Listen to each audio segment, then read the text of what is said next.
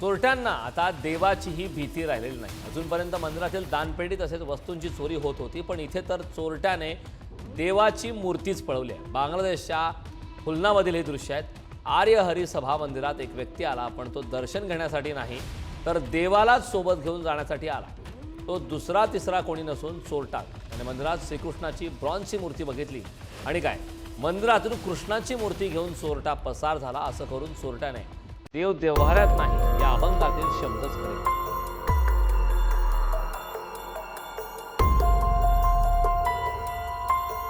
आता टोल नाक्यावर कर्मचाऱ्यांसोबत वाद घातल्याची अजून एक घटना आहे। 2 दिवसाआधीच एका टोल नाक्यावर एका व्यक्तीने टोल देण्यास नकार देऊन कर्मचाऱ्यांवर व्यवहार केला होता। त्यानंतर आताची ही दृश्य उत्तर प्रदेशच्या अयोध्येतील आहे। रौनाही टोल प्लाझावर एका महिलेनं टोल भरण्यावर चक्क गुंडागर्दी केली। कर्मचाऱ्याने टोल मागितल्यावर महिलेनं पती पोलिसात असल्याचं सांगत नकार दिला, मात्र त्यानंतरही महिलेला जाऊ न दिल्यानं सुपरवायझरच्या कानशिला लगावली। त्यामुळे टोल नाक्यावर होणारे वाद बघता खरंच टोल कर्मचाऱ्यांच्या सुरक्षेचा प्रश्न आता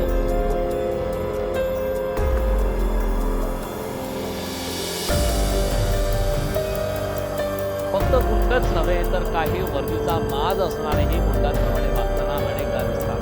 उत्तर प्रदेशच्या आग्र्यात अशाच एका वर्दीचा माज असणाऱ्या पोलीस निरीक्षकानं दुकानदाराला मारहाण केली। खरं तर हा पोलीस फक्त नोटीस देण्यासाठी आल्याचं कळतं।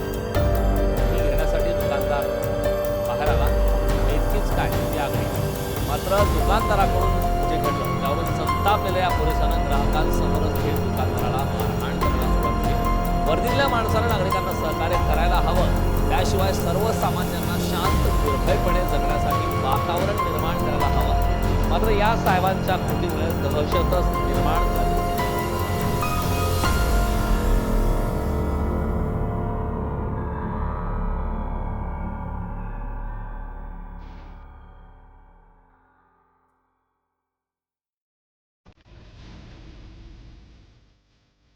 बोलत होता मोबाईलवर आणि क्षणात झालं अपहरण।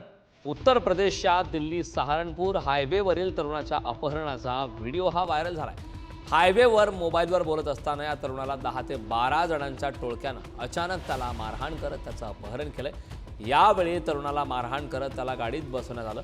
मारहाण करणाऱ्या उद्देशानं या तरुणाचं अपहरण करण्यात आलंय, कारण कारमध्ये मारहाण केल्यानंतर काही तासांनी या तरुणाला सोडण्यात आलं।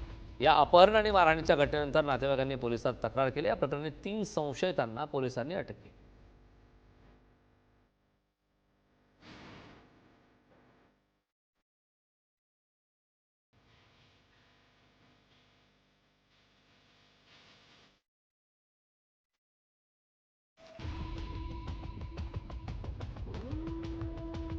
झुंडशाहीनं दहशत माजवण्याच्या घटनांमध्ये दिवसेंदिवस वाढ होते। किरकोळ कारणावरून 10-15 जणांचं टोळकं कोणालाही कुठेही गाठून मारहाण, प्राणघातक हल्ले करतात। गुन्हेगारीच्या बाबतीत आधीच कुख्यात असलेल्या उत्तर प्रदेशात तर अशा घटना वारंवार घडल्याचं कानावर येतं। अशीच ही घटना रावतपूर परिसरात घडली। एका टोळक्यानं ढाबा चालकावर जीवघेणा हल्ला केलाय। वेळीच पळ काढल्यामुळे या हल्ल्यातून ढाबा चालकाचे प्राण वाचलेत, तर हल्लेखोरांनी गाडीला लक्ष्य करत तुफान दगडफेक केली। आता या गुंडांच्या टोळीचा पोलीस शोध घेत आहेत।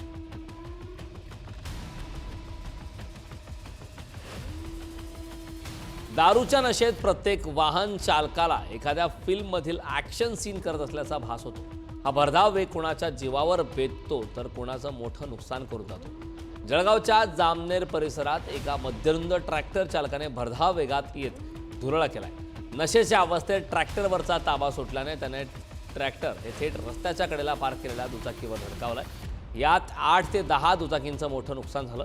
चालकाच्या या धूम स्टाईलमुळे झालेलं नुकसान पाहण्यासाठी आजूबाजूच्या लोकांनी मोठी गर्दी केली।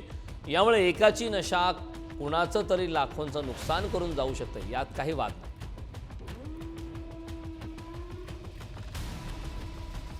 आपण वारंवार चोरीच्या घटना ऐकतच असतो, पण ही घटना थोडी वेगळी आहे। यातले चोरटे जरा हुशार निघालेत।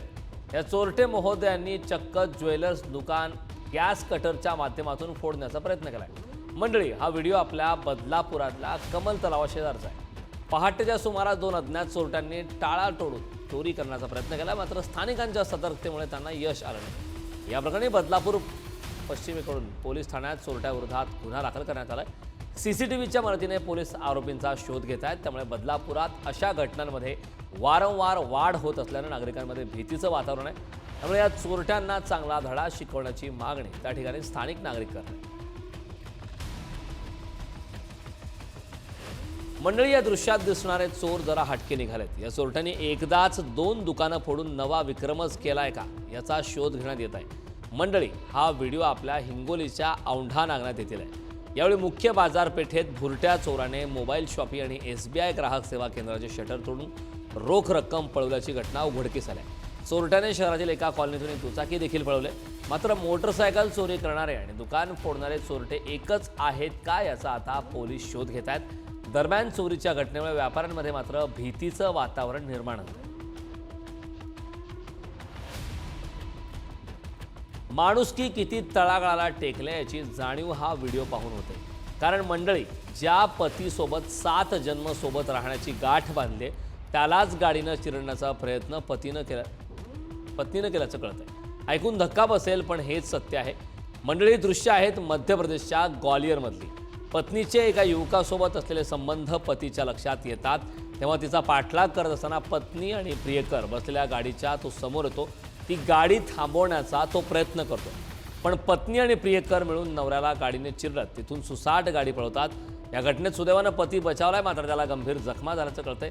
जीवनाचा साथीदार दुसऱ्या साथीदाराचं जीवन संपवण्याचा प्रयत्न करत असेल तर यापेक्षा दुर्दैवी गोष्ट कोणतीच नाही.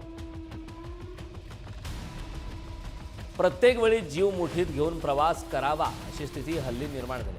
महामार्गावर वेग असावा, पण जीवावर बेतणारा नाही. स्टेअरिंगवरील नियंत्रण किती महत्त्वाचं असतं हे या दृश्यातून दिसतं. श्रीनगर जम्मू राष्ट्रीय महामार्गावरील नवयुग बोगद्यातून जाताना बसचा अपघात झालाय. स्टेअरिंग अचानक वळल्याने बस भिंतीला धडकून उलटले. अचानक समोर बस उलटल्याने मागून येणाऱ्या बसलाही अचानक ब्रेक मारता आला नाही. त्यामुळे पुढून मागून दोन्ही बाजूने बसला धडक बसली. यातील प्रवासी जखमी असल्याची माहिती आहे. यामुळे वेग मर्यादा आणि नियंत्रण किती महत्त्वाचं असते हे या दृश्यात स्पष्ट दिसते.